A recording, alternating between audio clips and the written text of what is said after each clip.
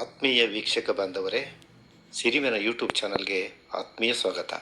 ಈ ದಿನ ಮಕರ ಸಂಕ್ರಾಂತಿ ಹಬ್ಬದ ಕುರಿತು ಸಾಕಷ್ಟು ಮಾಹಿತಿಯನ್ನು ನೀಡಲಿದ್ದಾರೆ ಶ್ರೀಮತಿ ಯಶೋಧ ಅವರು. ಎಲ್ಲರಿಗೂ ನಮಸ್ಕಾರ. ಎಳ್ಳು ಬೆಲ್ಲ ತಿಂದು ಒಳ್ಳೆ ಮಾತಾಡಿ ಎಂದು ಶುಭ ಹಾರೈಸುತ್ತಾ ಮಕರ ಸಂಕ್ರಾಂತಿಯ ಹಬ್ಬದ ವಿಶೇಷತೆಯ ಬಗ್ಗೆ ಕೆಲ ವಿಚಾರಗಳನ್ನು ಹಂಚಿಕೊಳ್ಳಲು ಬಯಸುತ್ತೇನೆ. ಸಂಕ್ರಾಂತಿಯು ಸೂರ್ಯನ ಉತ್ತರಾಯಣ ಆರಂಭದ ದಿವಸ, ಸುಗ್ಗಿ ಕಾಲದ ಸಂಕೇತವಾಗಿದೆ. ಸುಗ್ಗಿ ಹಬ್ಬವೆಂದು ಆಚರಿಸುತ್ತಾರೆ. ದಾನದ ದಿನವಾಗಿದೆ. ಇಂದು ಎಳ್ಳು ಬೆಲ್ಲ ದಾನ ಮಾಡುತ್ತಾರೆ.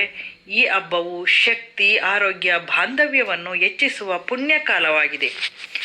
ಸೂರ್ಯನು ಧನು ರಾಶಿಯಿಂದ ಮಕರ ರಾಶಿಗೆ ಪ್ರವೇಶಿಸುವುದರಿಂದ ಮತ್ತು ಉತ್ತರಕ್ಕೆ ಪಯಣವನ್ನು ಪ್ರಾರಂಭಿಸುವುದರಿಂದ ಈ ಹಬ್ಬವನ್ನು ಆಚರಿಸುತ್ತಾರೆ. ಈ ಸಮಯವು ಮಂಗಳಕರವಾಗಿದ್ದು ಉತ್ತರಾಯಣ ಕಾಲದ ಆರಂಭವಾಗಿರುತ್ತದೆ.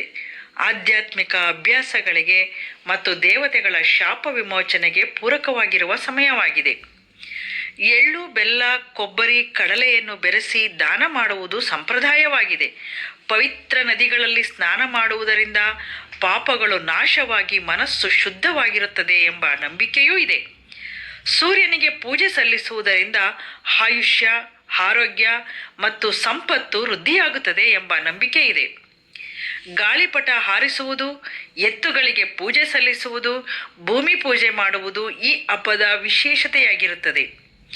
ಸಂಕ್ರಾಂತಿಯು ಜನವರಿ 14 ಅಥವಾ 15ರಂದು ಆಚರಿಸಲಾಗುವ ಹಬ್ಬವಾಗಿದೆ. ಇದು ಚಳಿಗಾಲದ ಅಂತ್ಯ ಮತ್ತು ವಸಂತ ಕಾಲದ ಆಗಮನವನ್ನು ಸೂಚಿಸುತ್ತದೆ. ದೇಶದಾದ್ಯಂತ ವಿವಿಧ ಹೆಸರುಗಳಲ್ಲಿ ಈ ಹಬ್ಬ ಆಚರಿಸಲಾಗುತ್ತದೆ. ಭಾರತದಾದ್ಯಂತ ವಿಭಿನ್ನ ಸಂಸ್ಕೃತಿಗಳನ್ನು ಒಂದುಗೂಡಿಸುವ ಹಬ್ಬ ಈ ಸಂಕ್ರಾಂತಿ ಹಬ್ಬವಾಗಿದೆ. ಎಲ್ಲರಿಗೂ ನಮಸ್ಕಾರ. ಈ ವಿಡಿಯೋವನ್ನು ಲೈಕ್ ಮಾಡಿ, ಶೇರ್ ಮಾಡಿ, ಸಬ್ಸ್ಕ್ರೈಬ್ ಆಗಿ.